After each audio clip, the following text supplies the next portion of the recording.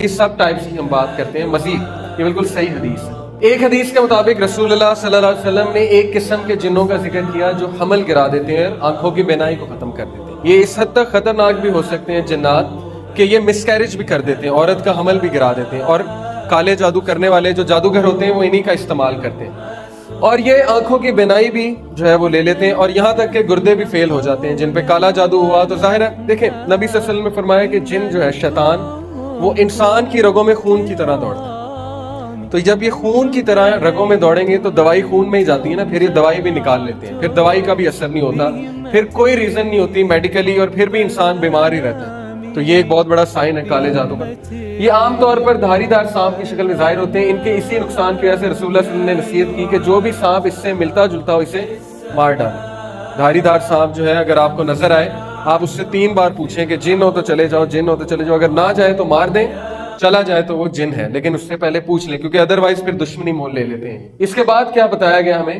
کیا انسان جنوں کو دیکھ سکتا ہے؟ اللہ تعالیٰ قرآن مجید میں فرماتے ہیں کہ وہ اور اس کا قبیلہ تمہیں ایسی جگہ سے دیکھتے ہیں جہاں سے تم انہیں نہیں دیکھ سکتے. یہ ہمارا عقیدہ ہے کہ جنات کو ان کی اصل شکل میں ہم نہیں دیکھ سکتے کیونکہ اللہ تعالیٰ نے انہیں آگ سے بنایا.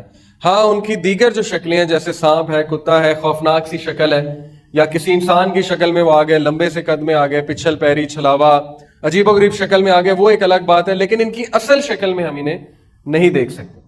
لیکن جنت میں وہ ہمیں نہیں دیکھ سکیں گے، ہم انہیں دیکھیں گے. الٹا حساب ہوگا. یہ بھی حدیث ہے کہ جنت میں ہم انہیں دیکھ سکیں گے، وہ ہمیں نہیں دیکھ سکیں گے. لیکن بہرحال یہاں اس کا قبیلہ اور وہ شیاطین کی بات ہو رہی ہے، وہ ہمیں دیکھتے ہیں، ہمیں اسکروٹنائز کرتے ہیں، رات سونے سے پہلے بھی دیکھتے ہیں، ہر چیز کرتے دیکھتے ہیں، اور اس طاق میں کھڑے ہوتے ہیں کہ کب حملہ کر دیں. اسی لیے ابن تیمیہ نے کہا نا کہ اگر ان کی دنیا آپ پہ کھل گئی تو آپ لوگ کے لیے زندگی بڑی مشکل ہو جائے گی. اگر آپ کو پتہ لگے رات سونے سے پہلے جو ہے وہ ایک خوفناک سا جن آپ کے بستر پہ آپ کا انتظار کر رہا ہے دلہن کی طرح کہ آپ آئیں گے، وہ آپ کو گلے لگائے گا وغیرہ وغیرہ، تو زندگی بڑی مشکل ہو جائے گی. ایسا ہی ہے نا. اس لیے اللہ تعالیٰ کی حکمت ہے اس میں کہ اللہ تعالیٰ نے آپ کی نظروں سے اوجھل رکھا ہو.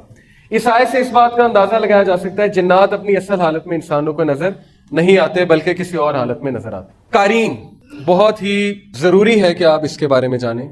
قرآن مجید میں بھی اس کا ذکر ہے، حدیث پاک میں بھی اس کا ذکر ہے. صحابہ کو رسول اللہ صلی اللہ علیہ وسلم نے ایک بار کہا کہ اللہ سبحانہ و تعالیٰ نے تمہارے ساتھ 2 اینجلز، ایک حدیث میں آتا ہے 2 فرشتے، ایک میں آتا ہے 4، دونوں روایتیں موجود ہیں.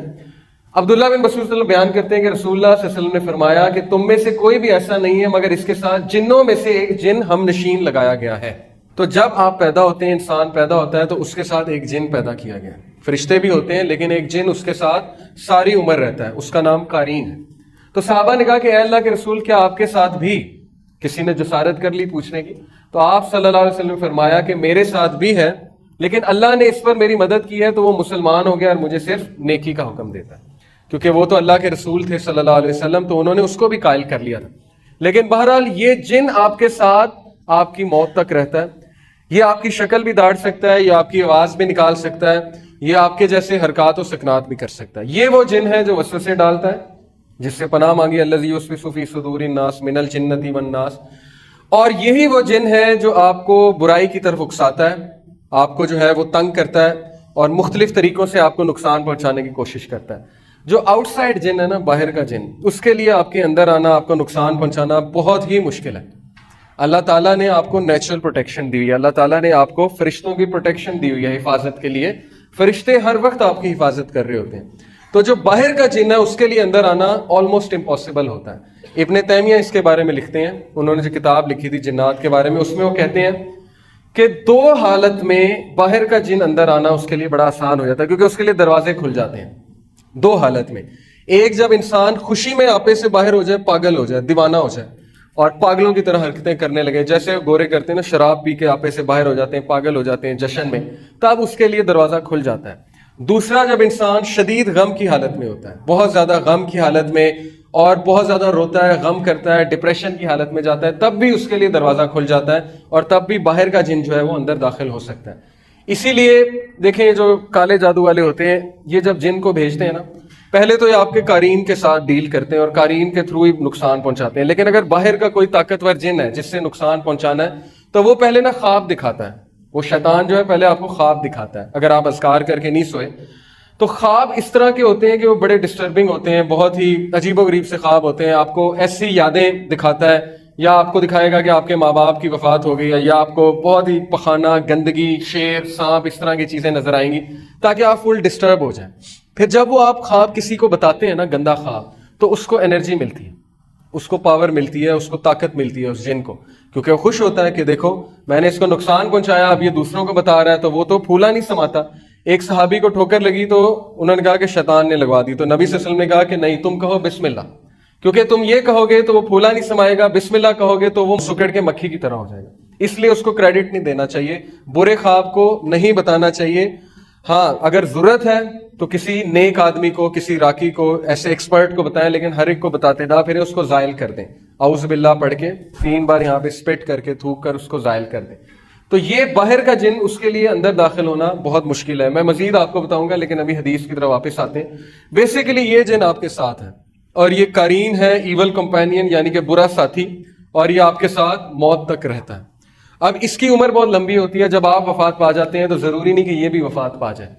اور میں نے ایک راکی ہیں بہت بڑے، ان کو یہ کہتے سنا ہے کہ یہ والا جن جو ہے جب مردے کو جلاتے ہیں تو یہ طاقتور ہوتا ہے، کیونکہ آگ کا بنا نا، جنات آگ کے بنے۔ اب ہندو جو ہے وہ ظاہر ہے مردوں کو جلاتے ہیں تو ان کا قرین طاقتور ہوتا ہے۔ اور مزید لکھا گیا اس کے بارے میں کہ اگر پھانسی دیں تو یہ بھی مر جاتا ہے۔ اب پتہ نہیں، واللہ عالم، حدیث نہیں ہے، لیکن اس طرح کی باتیں میں نے پڑھی ہیں کہ اگر کسی کو پھانسی دیں تو یہ جن بھی مر جاتا ہے اس کے ساتھ، یا گردن اڑا دیں کسی کی تو یہ جن بھی اس کے ساتھ مر جاتا ہے۔ خیر، یہ جن آپ کی شکل بھی داڑ سکتا ہے، آپ کی آواز بھی نکال سکتا ہے، اس لیے بہت خطرناک ہے۔ قال قرینہ ربنا ما اطغیتہ ولکن کان فی ضلال بعید، قرآن کی آیا ہے سورہ کاف آیت نمبر 27۔ قال قرینہ، اس کا ہم نشین کہے گا قیامت والے دن کہ اے ہمارے رب، میں نے اسے گمراہ نہیں کیا تھا بلکہ خود ہی دور دراز کی گمراہی میں تھا۔ وہ معصوم بن جائے گا قیامت والے دن، وہ کہے گا کہ میں تو صرف آئیڈیا دیتا تھا، میں تو صرف اسے برائی کی طرف اکساتا تھا، اصل میں کرنے والا یہ خود تھا۔ اور اصل بات یہی ہے، اس کا بس نہیں ہے، اس کا بس صرف اتنا ہے کہ وہ آپ کو ایک وسوسہ پھینکے گا، آپ کو ایک آئیڈیا دے گا۔ اب آپ کی ذمہ داری ہے کہ آپ اس کو طاقتور کرتے ہیں کہ کمزور کرتے ہیں، کیونکہ ہماری لڑائی اس کے ساتھ ہے۔ ابن مسعود رضی اللہ عنہ کے بارے میں آتا ہے صحیح روایت میں کہ ایک بار ان کا قرین ان کے سامنے آ گیا اور بالکل ویسی شکل تھی، تو وہ بڑا حیران ہوئے۔ انہوں نے کہا کہ تم کون ہو؟ تو اس نے کہا کہ میں آپ کا ہم نشین ہوں، لیکن وہ بڑا کمزور تھا اور بالکل ہی مرنے والا تھا۔ تو ابن مسعود نے پوچھا کہ تم اتنے کمزور کیوں ہیں؟ تو اس نے کہا کہ آپ کے اعمال نے مجھے کمزور کر دیا۔ تو یہ ہمارے اعمال ہیں۔ اب کن عمل سے، کن اعمال سے یہ جو ہے اس کو خوراک ملتی ہے، اس کو پاور ملتی ہے؟ دیکھیں، اب یہ چیز بھی ہمیں سمجھ لینی چاہیے کہ رسول اللہ صلی اللہ علیہ وسلم نے فرمایا کہ بائیں ہاتھ سے نہیں کھانا چاہیے، ایسے ہی ہے، کیونکہ بائیں ہاتھ سے کون کھاتا ہے؟ شیطان کھاتا ہے۔ اور پانی بیٹھ کے پینا چاہیے، اسی طرح غسل خانے جاتے ہوئے بائیں پیر پہلے، اور ہر اچھا کام کرتے ہوئے دائیں ہاتھ سے کرنا چاہیے، کپڑے پہنتے ہوئے پہلے دائیں طرف سے پہننا چاہیے، جوتی پہنتے ہوئے دائیں طرف سے۔ یہ جو ساری باتیں ہیں جن کو ہم بہت زیادہ ایزی لیتے ہیں اور بہت زیادہ اگنور کرتے ہیں، ان کی بڑی اہمیت ہے، کیونکہ رسول اللہ صلی اللہ علیہ وسلم کو پتا تھا کہ ہمارے لیے کیا بہتر ہے اور جنات کا افیکٹ کیسے ڈیکریز ہوگا۔ تو یہ جن کی خوراک وہی ہے جو ہم غلط ملت جو ہے چیزیں کھاتے ہیں، یا بائیں ہاتھ سے کھاتے ہیں، یا ہم کوئی برا کام کرتے ہیں تو اس کو بہت زیادہ خوراک ملتی ہے۔ اور موسیقی اس کی بہت بڑی خوراک ہے، موسیقی سے بہت زیادہ گرو کرتا ہے۔ اور ظاہر ہے اس طرح کی چیزیں جو نہیں دیکھنی چاہیے، غلط قسم کی، ان چیزوں پہ نظر پڑے گی تو ظاہر ہے وہ ساری اس کی خوراک ہے، گندگی اس کی خوراک ہے۔ تو جتنا ہم خوراک دیتے جائیں گے اتنا ہی ہم پہ حاوی ہوگا، اور جب ہی ہم پہ حاوی ہوگا تو پھر برائی کی طرف بھی اکسائے گا اور بہت زیادہ تنگ کرے گا۔ لیکن جتنے ہم اذکار کریں گے، وضو میں رہیں گے، اتنا اس کی خوراک جو ہے وہ کم ہوتی جائے گی اور یہ کمزور ہوتا جائے گا۔ یہ تو ہو گیا ثابت قرین کی موجودگی کہ وہ ہمارے ساتھ ہے۔